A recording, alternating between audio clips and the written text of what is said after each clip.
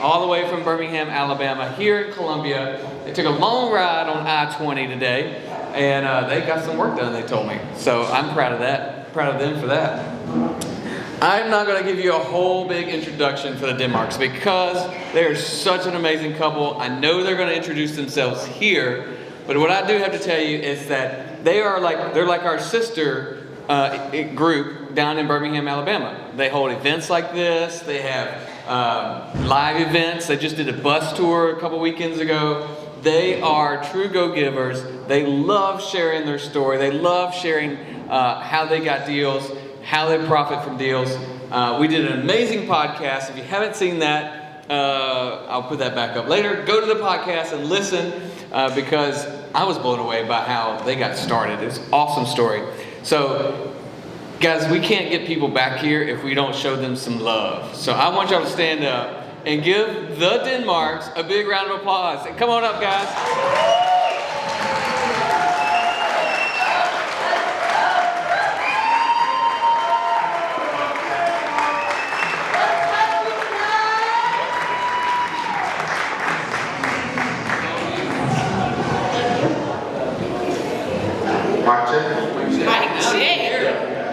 You guys, I have to say this because Antonio tries to get out of talking, so he tried to do a mic check real quick to have a malfunction, but it works, babe. Almost.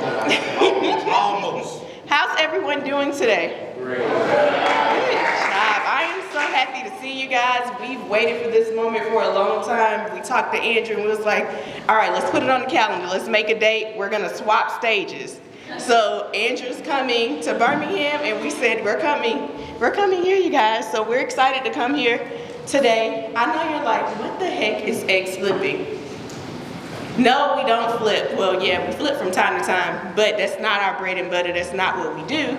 So we're gonna show you something a little different today. We're gonna talk about some things that's a little different when it comes to real estate investing, where you can really make more money than flipping. Who wants to make more money than flipping? Raise your hand. Let's go. It's gonna be hard to beat my lady who just made. How much you made? You made, was that 60? 60? Yeah. You don't act shy. Yep. 75. Ooh, that's good numbers. That's good numbers, yeah. Yes. All right. So I am Ashley Denmark. This is my lovely husband. He hates when I say that. So how you doing? I just wanted to see if you responded. My name is Antonio Denmark. I can introduce myself. Okay. We've been investing in real estate since April of 2009. People say, why do you remember that?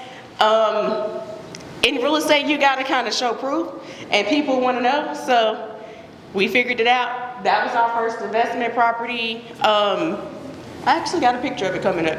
So it was our first investment property. We started with absolutely no kids. In between then, we have 5 kids. Thank you. I was not into real estate full time, honestly. That was not my thing. It was a part-time thing. It was more so Antonio. We started, but I didn't give it the full throttle until I got laid off in 2016. So it was our first time. It was my first time fasting, and my pastor kept saying, I want you to pray that God opens doors that no man can close and close doors that no man can open. And I really didn't understand it, but I was trusting in him. And probably about day 13, day 14 of the fast, I worked for Regions Bank. Anybody know Regions Bank? So Regions Bank is probably the top employer in the state of Alabama. They brought all of the middle-level managers in our building into a room and said, here's an org chart. There's some positions, some have names on it, some don't. We're trying to save the bank $300 million in 3 years. So I called Antonio, and I'm like, listen, it's a good possibility I'm gonna be on the chopping block. Antonio said, I'm gonna let the audience guess. What did I say? Come on. Okay. Anybody else got anything else? I got you, baby. One more option. all these men. I didn't hear you that. 10 men. Okay. Okay. He said, can you volunteer? I said,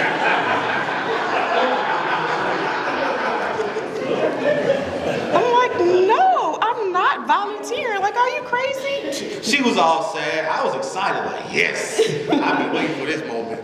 I guess you gotta tell them, at this point, we probably had about 10 rental properties, free and clear. They was all lower end rental properties, but to us, that was a world. So That was I our felt ultimate like goal in real estate. that was the goal. When we started, the goal was to get 10 rental properties, and I believed at the age of 20-ish that if I had 10 properties, I never had to work for For the nobody rest of my life. for the rest of my life. And boy, was that That was false. such a lot. Yeah.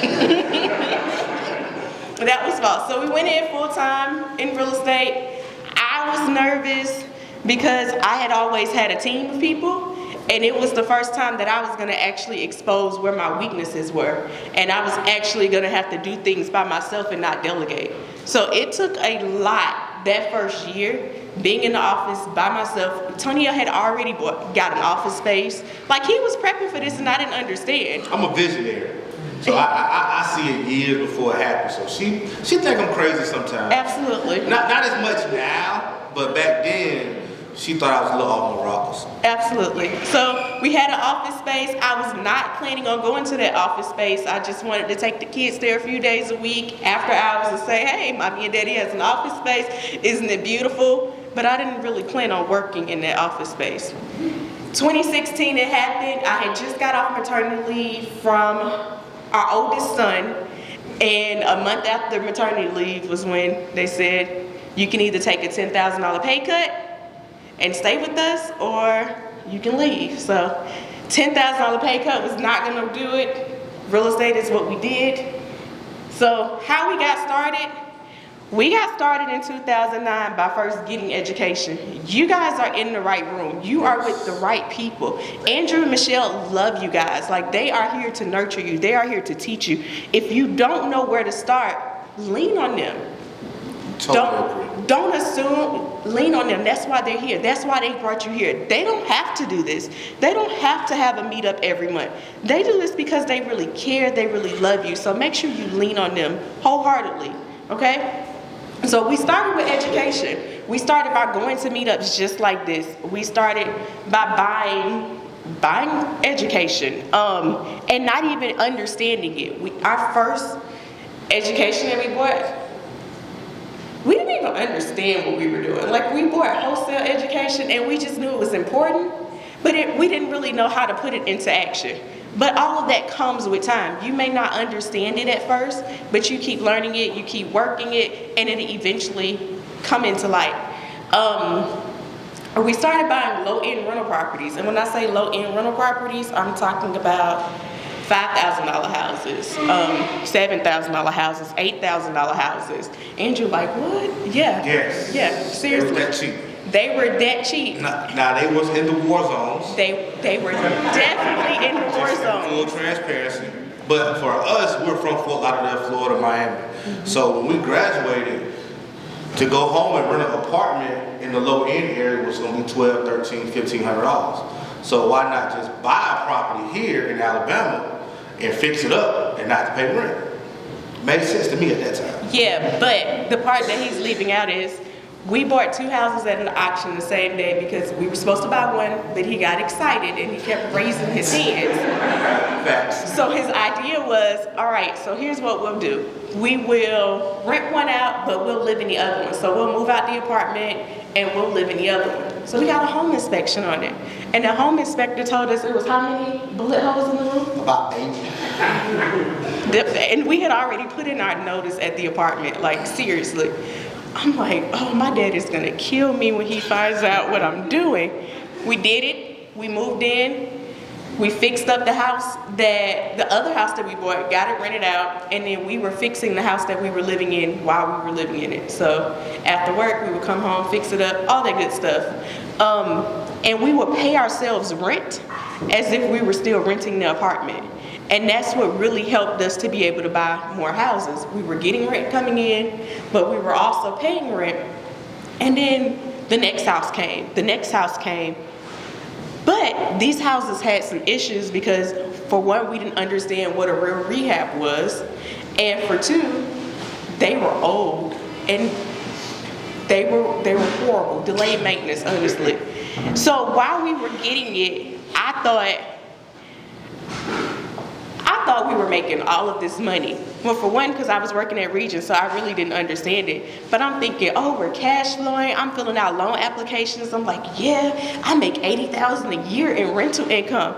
And Antonio saw me. He said, what are you doing? I said, well, that's how much I make. If you add this. He said, babe, did you forget those pipes busted at that house? That wiped out your whole rent for the year. You forgot when that tree limb failed and you had to get a new roof? That wiped it out for the year. You forgot when that tenant left and they left everything in the house, including their dog and their turtle? That wiped out. You didn't make that much money. And I'm just like, no, you gotta show me that, because there's no way I didn't make that much money. But we really wasn't making the money that we thought we were, that I thought we were making. I'm gonna say something. The part that I didn't account for was taxes and insurance. Ain't nobody tell me I had to pay those too. I thought I could buy the house and get rent, and I'm good for the rest of my life.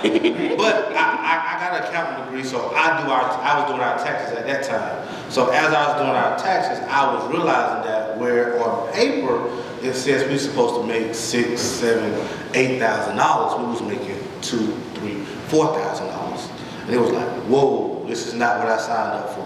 So at that point, we kind of started to shift. This is 2015, 16. Mm-hmm. So what do y'all think we did next?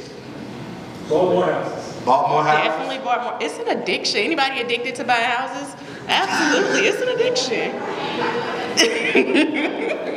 So around 15, 16, the market started getting better. So then we decided we want to be big bad flippers. Bought the house, amazing house. Thought that we could use our rental crew to flip the house. And in total transparency, we didn't pull permits. We didn't even know what pulling permits looked like. Like, what you mean? Listen, the code inspector was like, I rode by this house for a week hoping you guys would get permits, and I never saw it go in the roof. The crazy thing is, Antonio had a student that was helping us demo, and his mother worked in the office. And she was like, boy, you have my son here working. You might be getting in trouble. Okay, so let me show you how to get it. From now on, this is how you get your licensing. So we got shut down, had to go get licensed. We used our credit cards to fund the rehab, not our business credit, our personal credit. So before, we're like $25 a credit card. Like, oh, okay, that's nothing. We can fund that rehab. We got like $60,000 in credit cards. We're good. We funded $40,000 in credit cards, and the bills just kept going up. So where we had, I don't even know how many credit cards we had. I'm gonna use 5 for number's sake. That's about it, right? Where it was $25 at one point, now it was $400 this card, $700 this card, $500 this card. And it was like a snowball effect. Our credit score was dropping. We were in the flip longer than we wanted to be. We thought, oh, we'll be in and out in 3 months. We were in and out. Wait. The rehab was done in 6 months, but we didn't know that the loan that we got was a 6-month loan and not a year loan. So credit cards are through the roof, credit is bad. The lender's like, it's time to re-up, are you selling it? Like, what are you doing? We literally just finished the rehab. We're nowhere near selling it. Put it on the market, she told us, listen, in order to keep it, you gotta re-up and pay some points and interest. When I tell you, I don't know how we got that money, but thank God I was still working at that point. Yeah. I was still working at that point, and we re-upped. It took us a year and a day to close. Like, seriously. We went through 3 buyers. The first buyer lost their job the week of closing. How many of you get excited when closing is about to happen? Absolutely, you start counting your pockets. She's like, I can do this, I'm gonna maneuver, do this, I'm gonna pay for this. Yeah, that's exactly what happened. And 2-3 days before closing, we got a call, and they said, we're not gonna be able to close on Friday. Did we do something? Like, what happened? The buyer lost her job.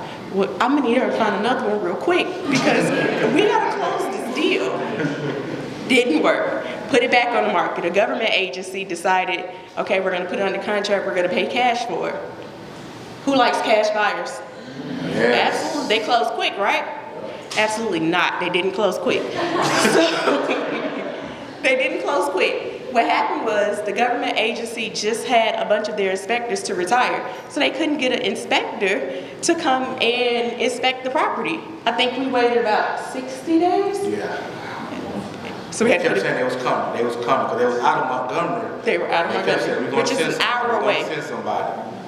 Never sent nobody. You had to just move on. Moved on, put it on the market again. We got a realtor. The realtor purchased it, and the lender was like, well, what are you gonna do?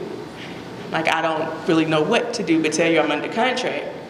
Well, you know your loan is gonna be expired next week and you've already dropped too. I don't really know what to tell you other than I'm under contract. So I don't really know. A year and a day, it was the worst experience that I would say I had when it came to flipping.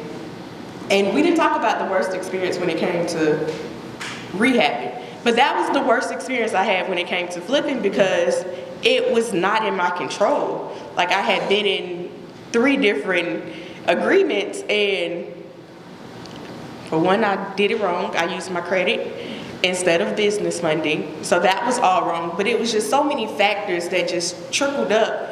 And then I was also full-time now at this point. So in between the I would say second buyer, I was the part that full-time. really affected us, and the reason we tell y'all this, because all this makes up ex-flipper. The part that really affected us was all our money was tied up. So we couldn't buy no more deals until that one sold. So when that happened, it's like, I ain't ever doing that again. I'm not putting all my money into this one property. Yes, the profit might look good, but I'm never doing that again because I missed so many other deals that came along. So the picture that you see is actually the first house that we bought. One of the 2 houses that we bought the night at the auction. We literally just sold that one, I would say about 3 or 4 years ago. And we owner financed it to the tenant that was in it. All right, but owner financing is not what we're talking about. Just in case you thought that was ex-flipper. All right, so what is ex-flipping? Ex-flipping is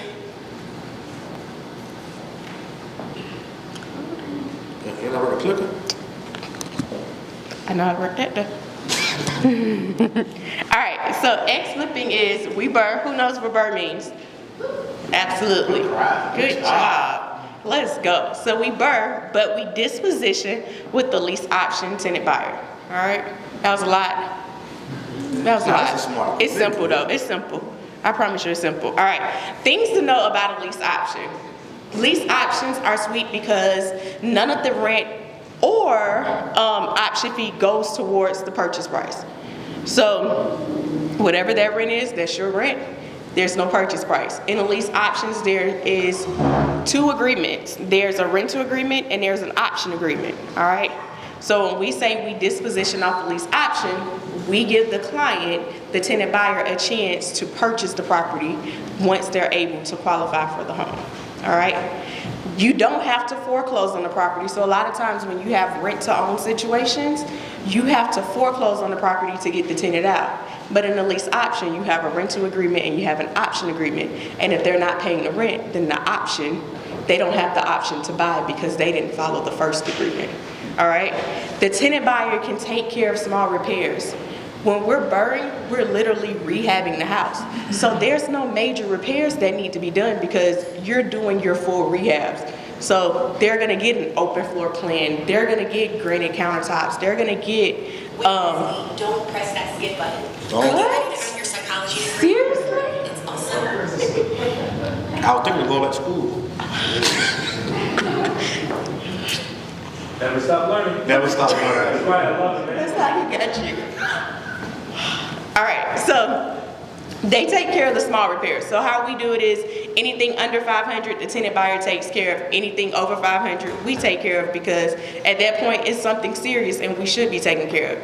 If they flush a ball down the drain, a little ball, because their kids did it, that's not our repair. That's something that they would do because that was wear and tear on their, well, not wear and tear, that was something that they did on their end.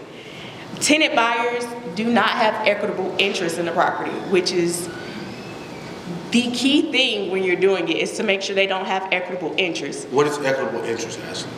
Go ahead, Tonya, what is equitable Sure, I'll interest? step in. Equitable interest is what you give people when they're doing rent to own or lease purchase. Lease option is totally different than lease purchase, so understand that. And when you're giving them equitable interest, that means that you are giving them a stake in the property. That means that they have some type of ownership, they have some type of interest in the property. So when you go to sell the property or refinance the property, you have to go through them. So when they put down a down payment, that is considered equitable interest. When they doing rent to own and a portion of their rent is going towards the purchase price, that is considered equitable interest. And when they have equitable interest in the property, you have to foreclose on it, which we all know a foreclosure is a lot more expensive and take a lot more time compared to an eviction.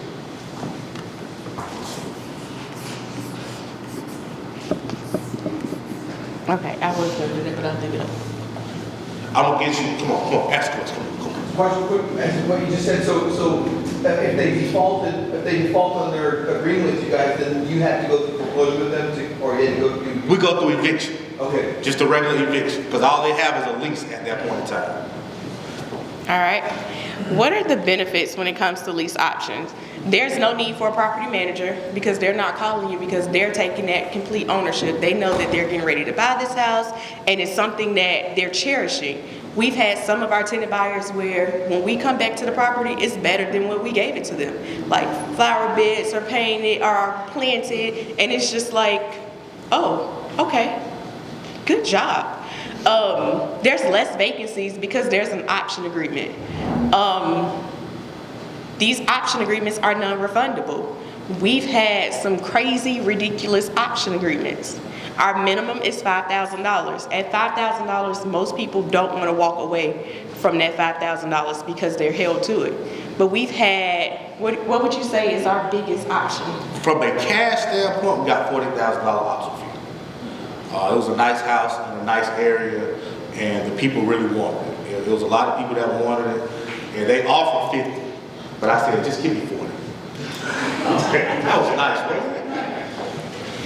That's cash. That's cash. Okay. Now, from a property standpoint, we actually had somebody to give us $10,000 option fee and their house. And their house was in good shape.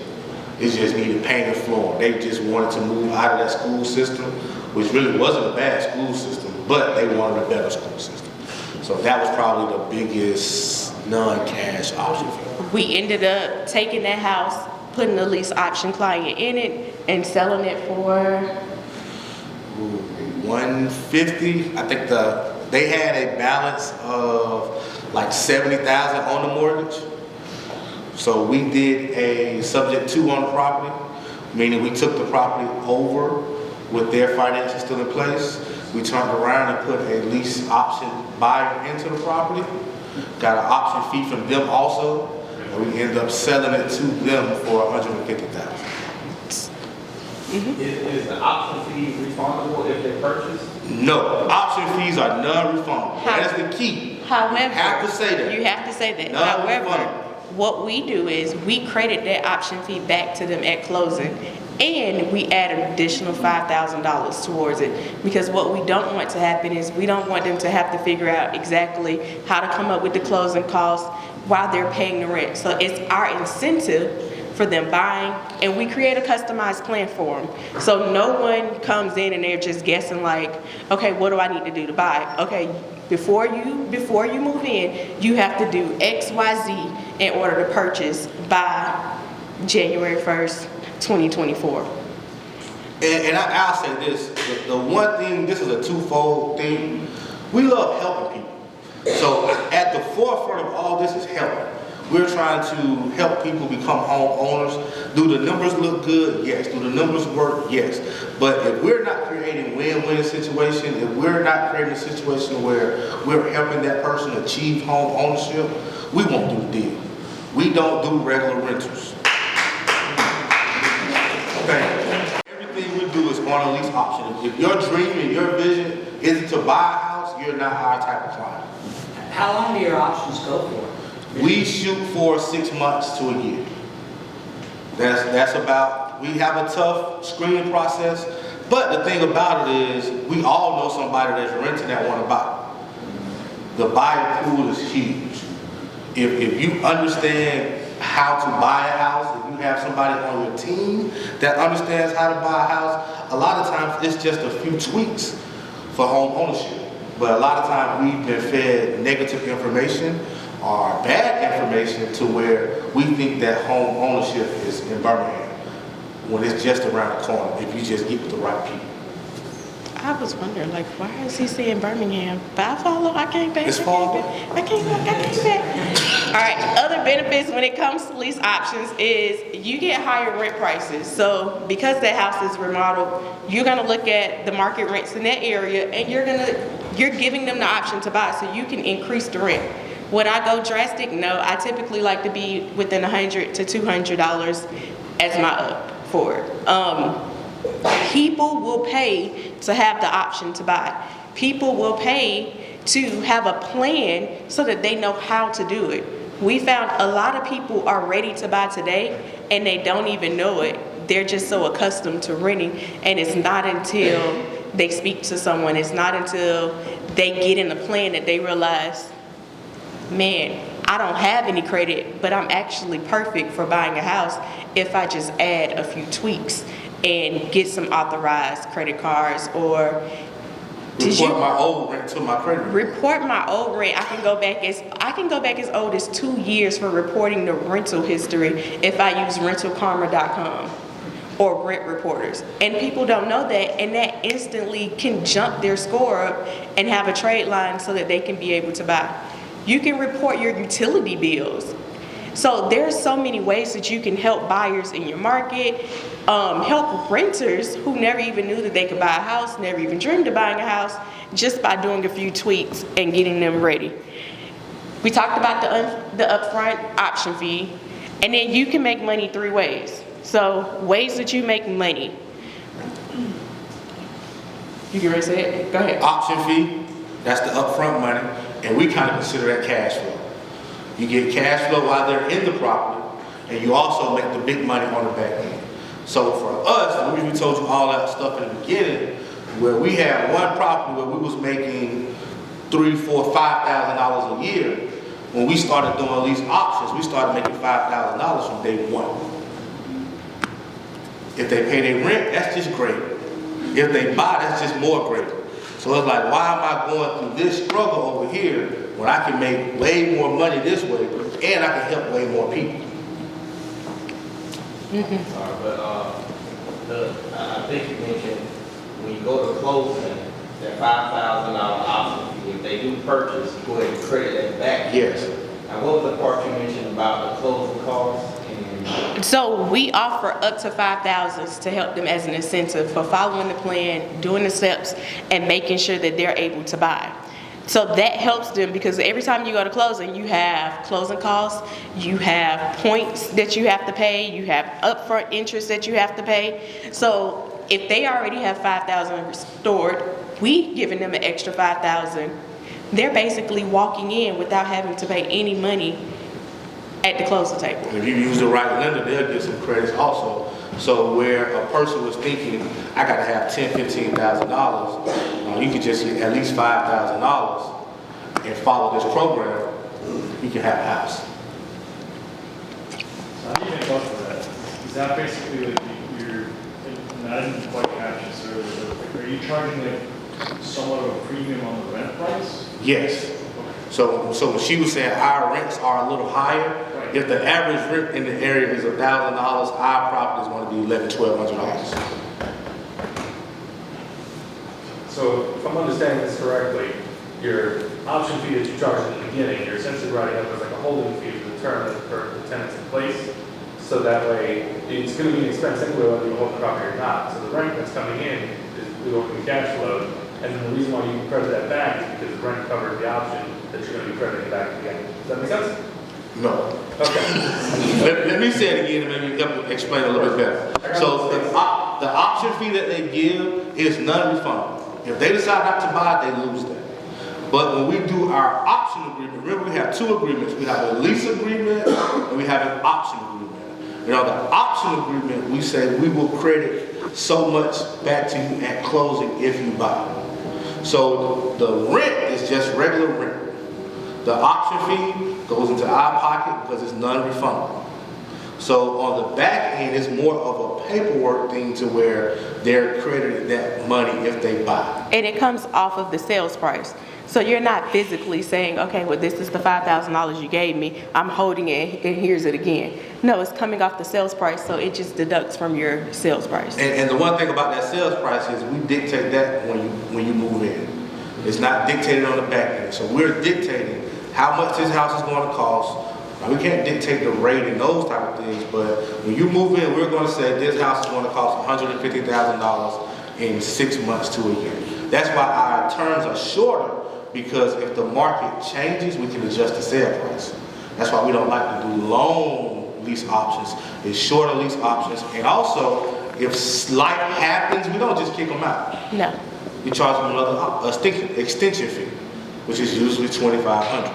But keep in mind, if they're good tenants, we're still cash flowing. It's still just a regular rental at that point in time. I see the hand. Couple of hands. You kind of touched on here. I was going to ask, what's your attrition rate? So after this 6-month period or the year period, if they're not prepared to purchase or didn't follow the stipulations, how do you handle that? For us, it's 50-50. It's not, everybody's not going to buy. But keep in mind, there's other profit centers already built in. If you're renting a property, you're cash flowing. If you're getting that option, that's already money in your pocket. So if they buy, that's just a chunk coming at the end. But if they don't buy, more than likely they're still good tenants. They are still paying their rent on time. Something might have happened in life, so we're still encouraging them to buy.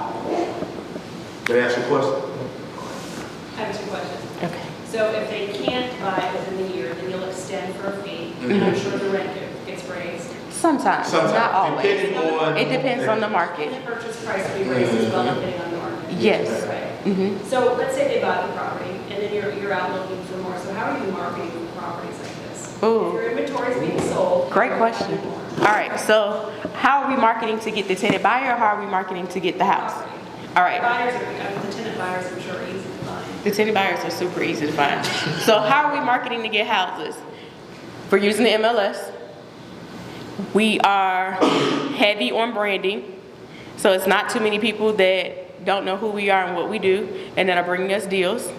And then, so we got, it's 3 ways. And social media. So referral, social media, and MLS. Those are the 3 ways that we market for properties. I'll give you a secret. Go stand next to Lucas and just walk every week and say, hey, you got a deal? Hey, he'll say, I just got one. Someone just sent me this deal that I'm not going to use. So, but you have to stay top of mind, and you have to network. One way that we get a lot of our properties is we tell everybody to do this. So you create a new email just for properties only. You go into the Facebook groups, and every Facebook group that they're either wholesale, houses for sale in the area, networking groups. Whenever they post the house, you throw your email address in there. Even if you don't want the house, you throw your email address, and before you know it, your email box will be flooded with deals, because other wholesalers are going to see that, hey, they're a cash buyer, they're looking for a deal, so I'm just going to add them to my buyers list, even though they didn't ask to be on it. And before you know it, you'll have an email that you're getting deals coming in like clockwise.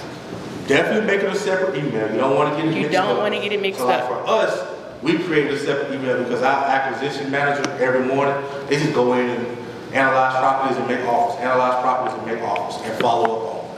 That's just basically what they do. They search the MLS, but most of the time, a lot of our deals come from wholesalers. Okay. And are you using private money to buy them or hard money? Both. Combination. We got something for that. Talk to me. Just a real quick question. When they're in the lease portion, do y'all still do like the first month, last month rent, security deposits, anything like that? We don't. We do the option fee and their first month's rent. But we don't do a security deposit, we don't do a last month, because we've already got the option fee.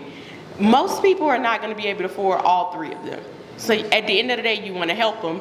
You don't want to make it to where they can't pay you the next month for rent. So you want to help them as much as possible. So no security in last month. Can you? Absolutely. You can structure it however you want to structure it, honestly. That's just not how we structure it.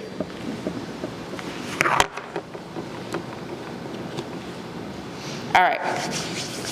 What is the ex-flipper? Ex-flipper is buying the property, rehabbing the property, putting a tenant buyer in it, then we refinance the property, and then we sell the property. So the other part about it is, when I'm standing in the back and I hear Lucas and we just refinance and pull almost $40,000-$50,000, that's the other part of the thing that the tenant buyer will see. If you buy the property right and you rent the property right, when you go to refinance, you can make money on the refinance. And you definitely get whatever you put in from the beginning to start the deal, you get that back. And in that way, you redo it and it becomes a cycle. And before you know it, you have a whole portfolio without even rinse and repeating that same $20,000 or that same $15,000 that it took you to start that one deal.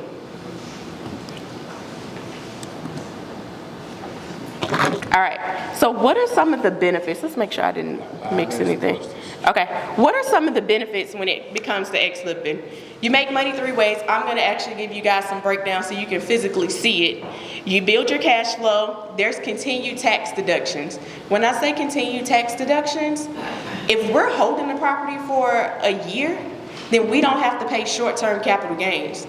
Short-term capital gains is a game changer because you think you made $40,000, $50,000 when in actuality you didn't, because next tax season you got to pay Uncle Sam for that money that you already spent. How many of you already spent your short-term capital gains before your taxes? Yeah. It's hard. It's hard. So you get better tenants that stay longer. You get tenants that actually take care of the property. You get tenants that appreciate the property. You rent higher.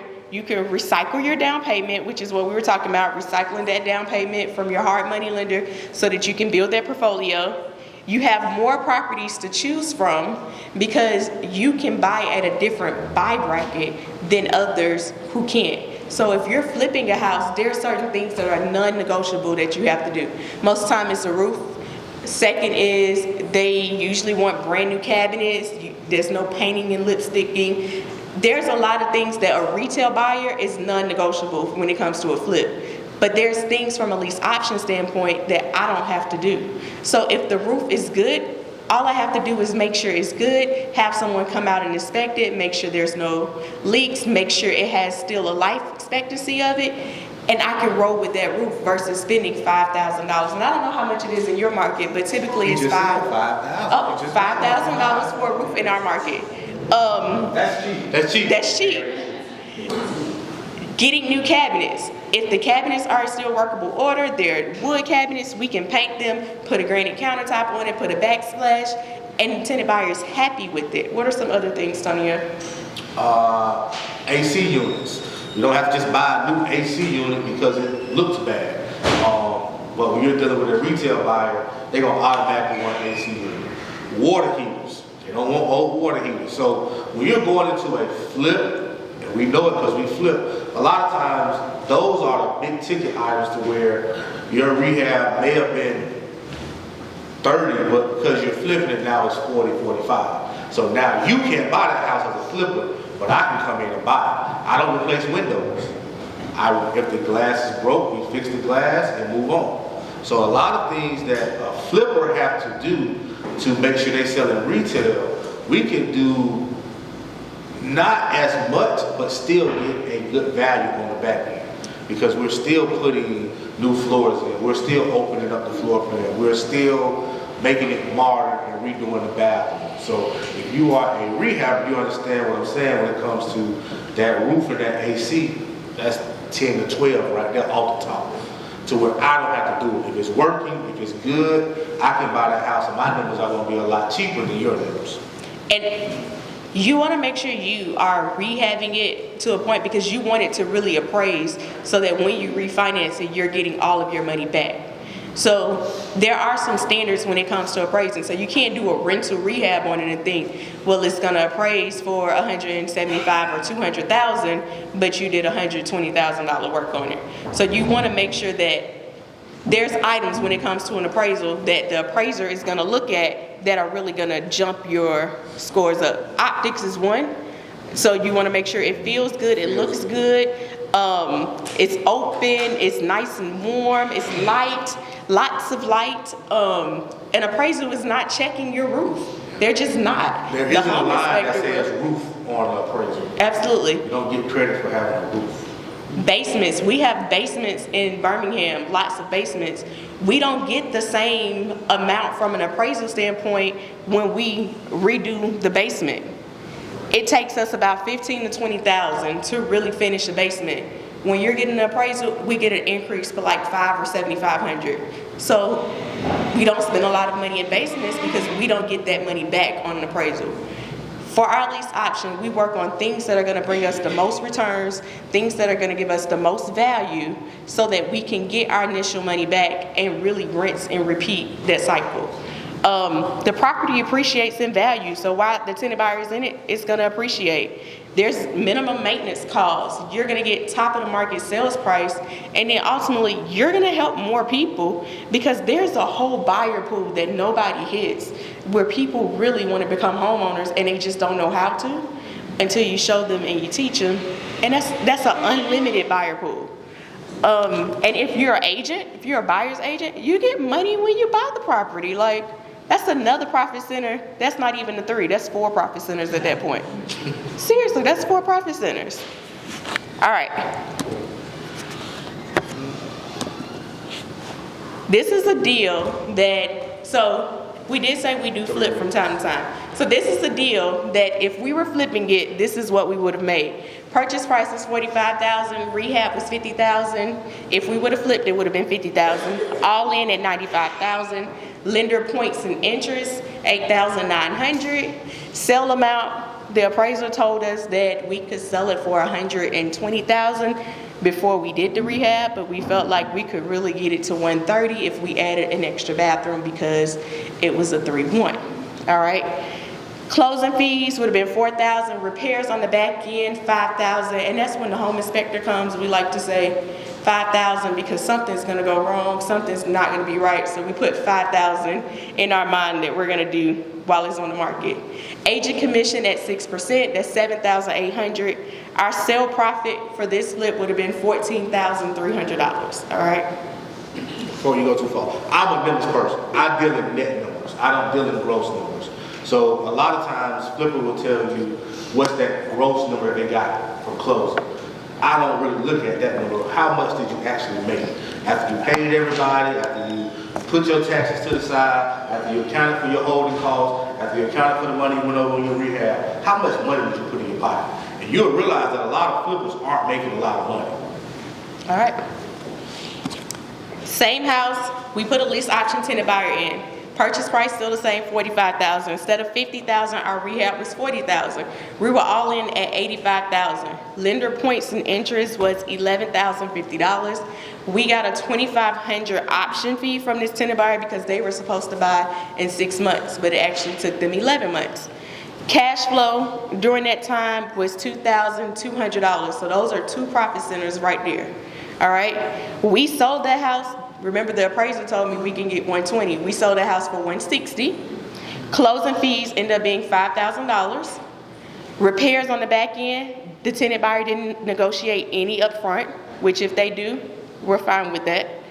Sale profit on this deal was $58,950. When you add all 3 profit centers, we made $63,650, and we didn't pay short-term capital gains because we held it for more than. And we didn't pay a real estate agent. We did.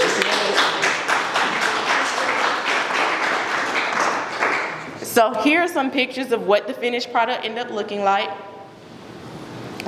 We end up putting new cabinets in this. We put shelving, LVP flooring, opened it up. That was laminate.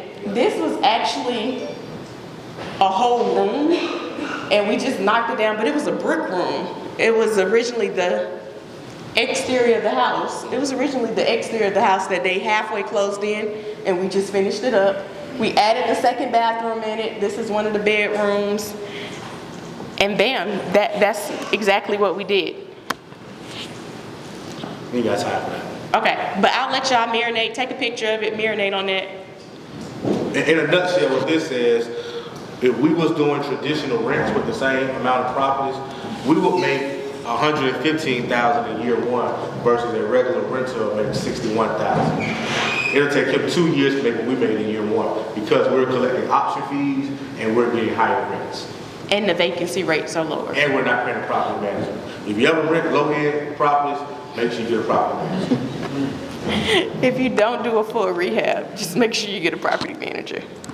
All right, questions?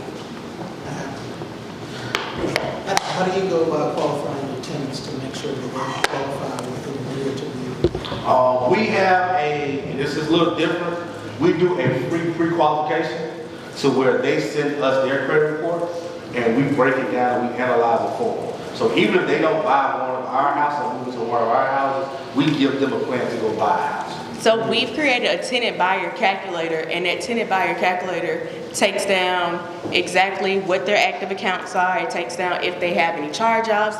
It takes down what their DTI is going to be, what their credit scores are, and it tells us, okay, this client will be able to buy in 0 to 6 months. This client will be able to buy in 7 months to a year. This client will be able to buy in 13 to 18 months. This buyer is not going to be able to buy. So like it's a fail, like this is not a good buyer because it's going to take them too long to buy. So do you have this? Of course I have. Are you having your buyers work with a lender, or just the two of you are guiding them? We have a lender that before they move in, they go to the lender and they get a hard pull. And we want to make sure the lender catches anything that we don't catch.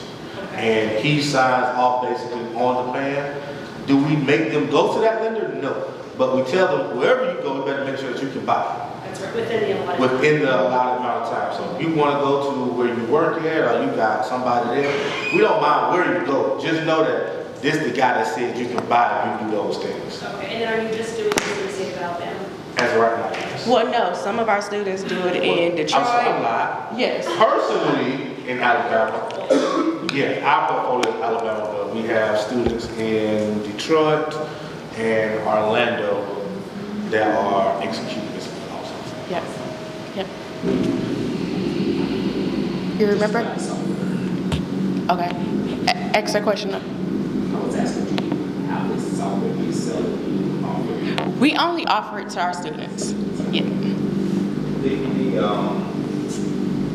If they fail to execute the option within that 6 month period, do you then just continue to do another lease with them, or and then if let's say the 6 month option expired, they stay a year, they talk about buying again, do you accept a fee then, or is it a new fee to do a new option? If they don't buy within their time, then we'll extend the lease, and that's an extension fee. But the cool thing about what we do is we don't leave them to dry. So like our team knows that they're not gonna buy because they're meeting with them every quarter and they're seeing where they are, what's going on, did life happen, having those tough conversations, being a cheerleader for them so that they can meet the finish line. And I would say that's why we're 50-50 because we nourish them, we take care of them, we meet with them. And we pull a credit, we looking at pay stubs, we're basically requalifying them all over again. Hey, have you paid down this debt? Hey, have anything else popped up on the credit report? So we are really walking them through the process. It's not just, here go the house, you figure out how you buy whenever you buy. That's not who we are, that's not what we do. One more question, and I see Mr. Lucas on my side. One more question? Oh, in the back. Oh, okay. What determines the option fee amount, the minimum or the range? Great question. You wanna tell her? The purchase price of the house. Unless we get into multiple people, it'll kind of go up. But for the most part, we try to keep the option fee at $5,000. Our buy box is about 125 ARV to 160 ARV. In Birmingham, you can usually qualify someone, just one person. We like 2 people household, but we do the plan based off one person. So if that person fails, we can go to the next person and say, all right, now it's your turn. So that's kind of our bylaws. But if it's a higher property, like the one we got the $40,000 option fee on, that was a $250,000 house. All right, y'all, let's give them a big round of applause.